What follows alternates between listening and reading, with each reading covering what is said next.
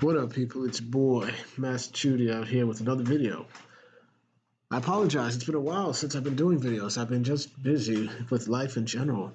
But I wanted to begin this video and start this video on a trend I've been noticing. And that trend, of course, is a decline, but also an optimistic rise in good media. Now we have to start off with the bad, pretty much, where we see that as put in my video, as put into the title, we have Star Wars and Marvel. One fades, another rises. That was half true back then. This time, they're both fading. But Star Wars has already faded at a very high oblivion and continues to fade. We are now seeing cracks now in the MCU. I think many people, along with myself back then when Endgame came out, thought that this is the perfect way to cap off a great saga. You leave out on top, you're strong, you've got everything that you need out of it. They've had a good 11-year run of films, good epilogue films, maybe in Far From Home and Homecoming, Far From Home and No Way Home. And you give it a rest, you let it rest, you let it rest. But no, the Marvel MCU story was too corporatized at that moment. They had to do things in phases. And when you do that, all you care about is ensuring that you have enough content to justify a phase. And we have seen that in phase four. So many poorly told films. So many films that are only focused on ensuring that you get your cameos, you get your Easter eggs. So many films that try to be what they're not, like Eternals being a brooding film when the comics showed a very vibrant, colorful type of strange world that could have had potential if they had adopted Jack Kirby's vision, but they didn't. We saw a so-so film with Shang-Chi, which could have been so good because its villain was great, but wasted. We saw Multiverse of Madness, the multiverse misused, and the cameos wasted, and the complete butchering of one of their characters that may never recover. And it'd be best if they were to never make an appearance in the MCU again because the damage has been quite done. But, and of course, Star Wars, what more can be said,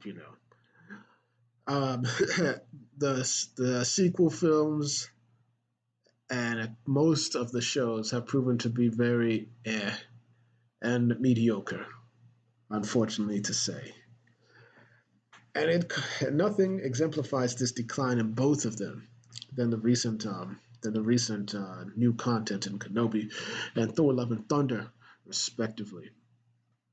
Now, in Kenobi's case, that was the first Star Wars show I had ever watched from Disney. I had no interest in any of those shows because they didn't do anything for me, and I felt Disney had just broken lore so completely hard that why should I waste my time? But Kenobi was a different case. I wanted to see. There was hope, in my opinion, that I thought this would be good. There was so much you could have adapted, as well. Granted, they killed Maul and Rebels, but I really wanted to see, Ewan McGregor, and I liked the prequels. The prequels I really liked. Mostly everything about it. I liked the prequels. And I wanted to just see some of my favorite prequel stars reappear again. And yes, it was good to see Ewan McGregor, but the show was not good. It broke lore again, and I don't know why I allowed myself to be taken in by Disney again in that regard. But once again, it is what it is. Then we have Thor: Love and Thunder. And as previously mentioned with Kenobi, I thought that, hey, why not see where they're going to take Thor? You put in a villain like Gore, the God Butcher, and I thought that maybe, just maybe,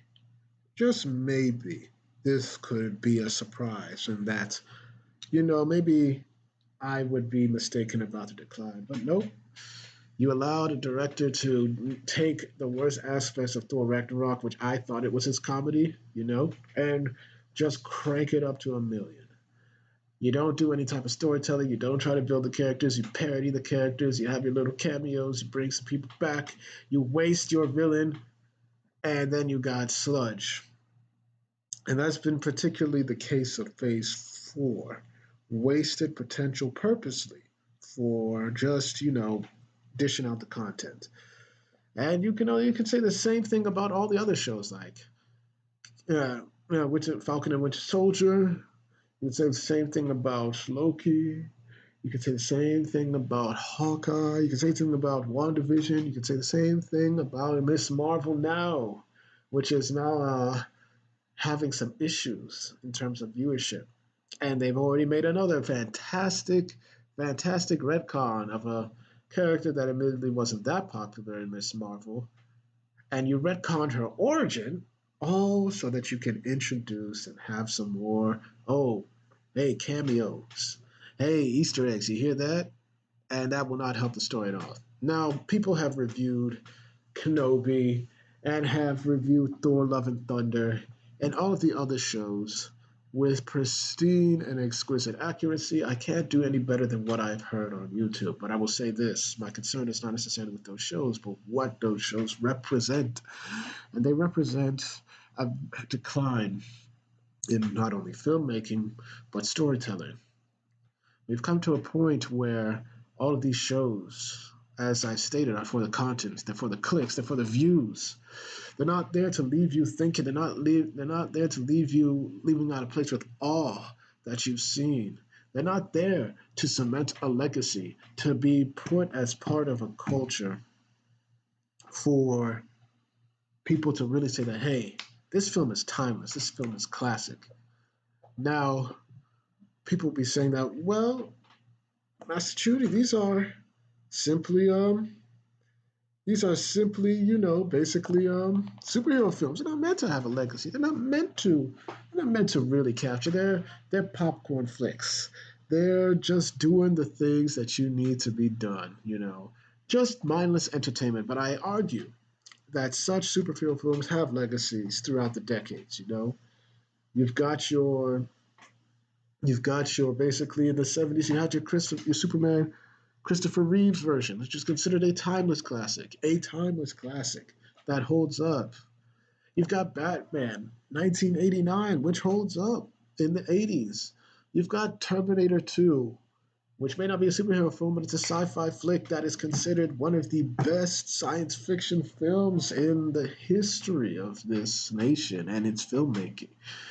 You've got films like Spider-Man 2 and The Dark Knight out there, representing the best of filmmaking and the best of the superhero genre.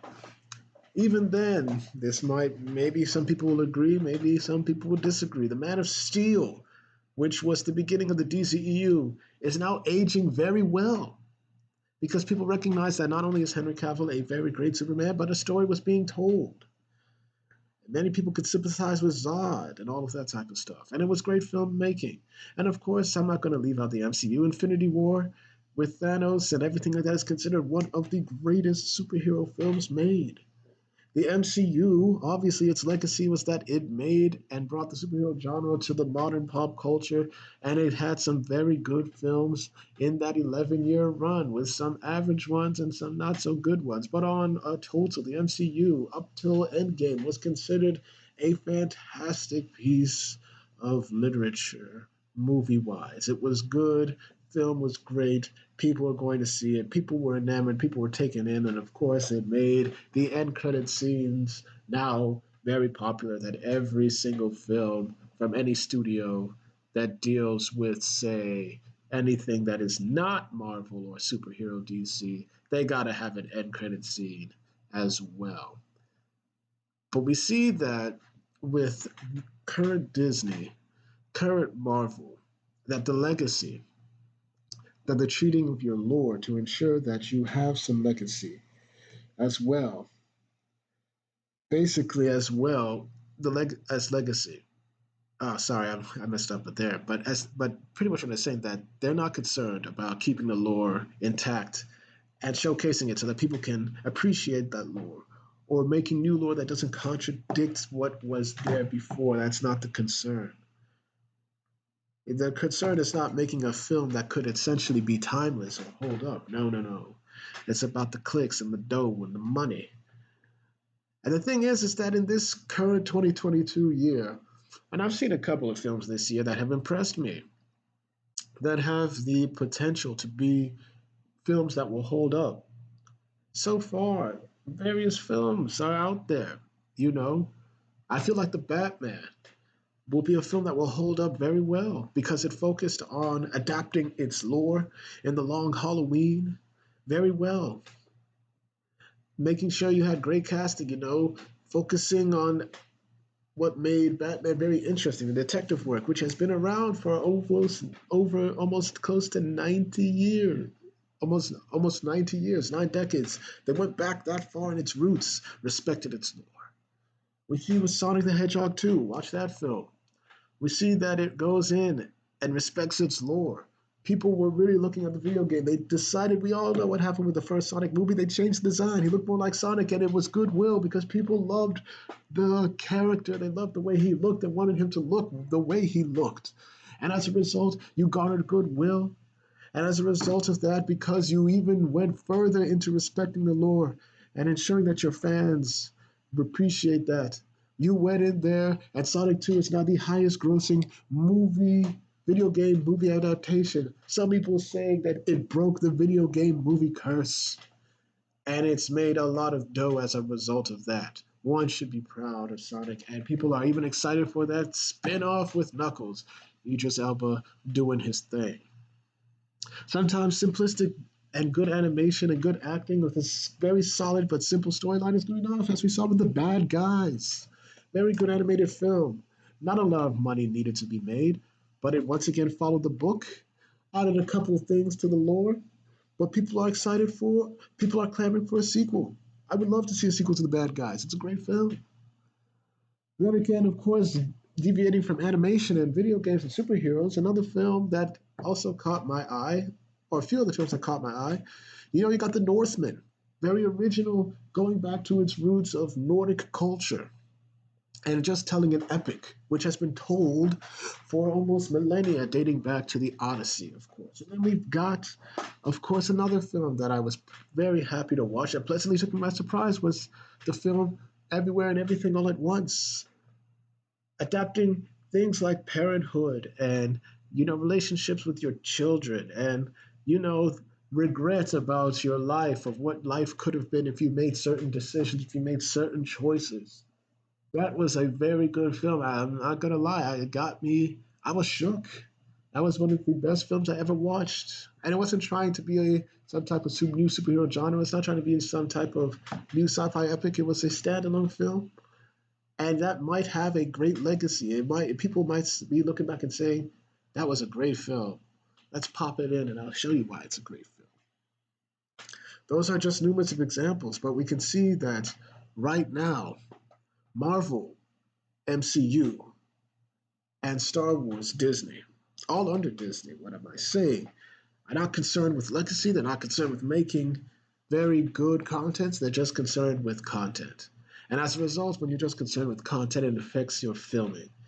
You film based on, how should I say, exit polling.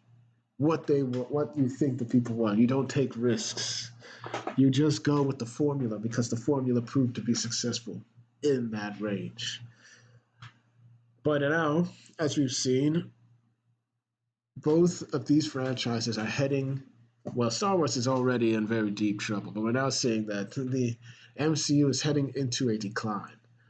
A decline that could have been avoided. And nobody wants to see the MCU be in decline. Nobody wants to see their heroes fall like this, but it's happening. And this is what happens when people are not concerned about going deep into their lore, respecting the characters, or adapting comics in the Marvel MCU's case that are notoriously bad, that have sold terribly, and have done, horrific. And they have proven the case. And they have proven the case time and time again. It's why you've got somebody like Young Ripper saying that, hey, I'm going to do my own comic thing. and I'm going to sell it. And as you can see, he's made over $1 million in less than 5 days, even probably less than that, because people want content that they can enjoy and say, hey, you know what? I just want to I just want to see something, new, something that doesn't delve in. I want to escape. And because of that simple fact, you know, his comic, we don't know the future, may be a very classic comic. We saw it with Spider-Man when it was created. Oh, and the Fantastic Four and Batman and Superman, just simple concepts. And look at where they are today. Legacies that can never, ever be diminished. And they hold up to the test of time. But here we are with Marvel. They're not concerned with the test of time. George Lucas was concerned with the test of time. That's why he made 6 brilliant movies, each with their own flaws, but hold to the test of time. It's why the Clone Wars, his animated show, holds to the test of time. It's why a similar genius animator and director, Genny Tartakovsky, who adapted Clone Wars in his own thing in 2003, his holds up very well. It may not be George Lucas, even though he had a hand in it, but it holds up to the test of time. It's why perhaps Marvel, before the Disney buyout, Spider-Man 2 will hold to the test of time. And I'd argue also as well that the first Blade is trying to prove to hold to the test of time. It's why even with DC, with Nolan, his Dark Knight will hold to the test of time as well. So yeah, is there anything to be optimistic about? Yes. You're now seeing that their audience, regular people, maybe not core fans, are now seeing that the films being made could be better and they're subpar. And as we're seeing huge front loads in movies such as Multiverse of Madness and perhaps even Thor Love and Thunder, slowly having huge drop offs because people are like, oh, word of mouth is now becoming popular again. Word of mouth and people finding out is gaining new power. And through word of mouth, perhaps, who knows, directors will stop trying to be comfortable in the corporate formula and actually make films that people like. But anyway, thank y'all for watching. Please like, share, and subscribe, and hit the notifications to make sure you're notified. Once again, I do these movies and reviews for you, the people, because I want to discuss film, comics, animation, and whatnot, and get your opinions on them. So thank y'all for watching, and I hope to have more videos when I can, but as you probably know, you may or may not hold it to me, but I've had time and I think I can do this thing. So thank y'all for watching. Peace.